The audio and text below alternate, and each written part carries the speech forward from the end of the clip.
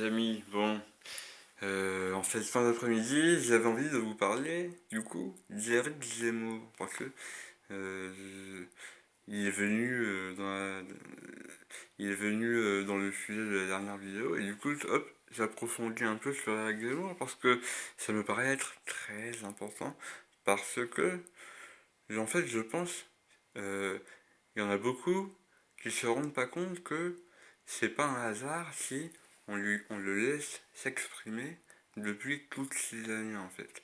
Alors on dit ah ce qu'il dit c'est pas bien, mais on lui laisse quand même une bonne place pour s'exprimer. Là en ce moment là, sur sa chaîne de télévision, il a 1 heure par jour je crois tranquille pour s'exprimer et bon, moi je vais vous le dire comme je pense, hein. C'est loin d'être inintéressant ce qu'il raconte, hein.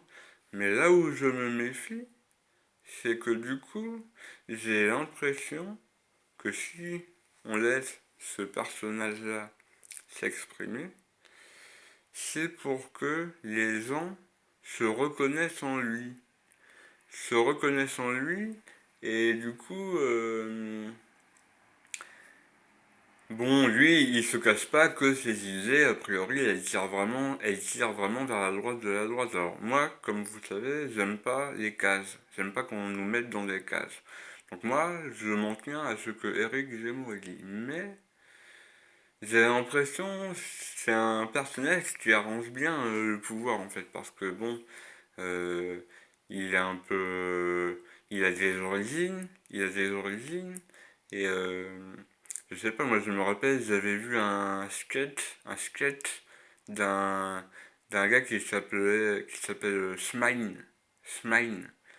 Donc lui c'était un rebeu en fait, et il faisait des sketchs. Et du coup il y en avait un de ces sketchs où il disait, il parlait de l'arabe raciste. Il disait ah non moi je suis pas raciste, je m'appelle Mohamed. Mais après il disait Ludovic et les 40 voleurs, moi je connais pas l'histoire. Sous-entendu, bon les arabes c'est quand même un peu des voleurs et tout. Mais il en se défendait, il disait ah bah non moi je m'appelle Mohamed. Enfin bref, j'invite à aller voir le sketch de Schmain aussi, l'arabe raciste. Ça me paraît, il me paraît décrire beaucoup de choses qui se passent. Et du coup je pense pas non plus c'est un hasard si on nous met, si on nous met un personnage comme Jordan Bardella.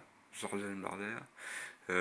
Donc lui c'est pareil, c'est un rebeu et puis il adhère aux thèses, enfin il représente le Front National en fait, le Rassemblement National. Disons je pense que ça c'est des personnages, je me méfie en tout cas, je me méfie. Euh, voilà parce que j'ai l'impression en fait qu'Éric Zemmour il permet de centraliser euh, tous ceux qui pensent un peu comme lui, tous ceux qui dénoncent ce qu'il dénonce.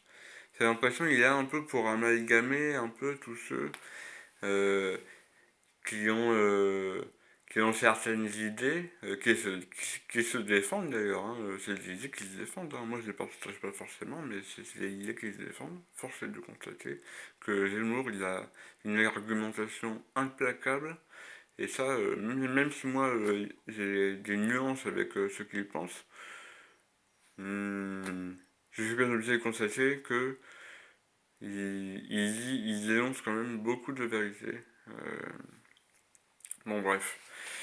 Euh, et du coup, je pense qu'il permet en fait, d'aiguiller l'opinion publique, parce qu'en fait, c'est toujours ceux qui regardent la télévision l'enjeu, hein.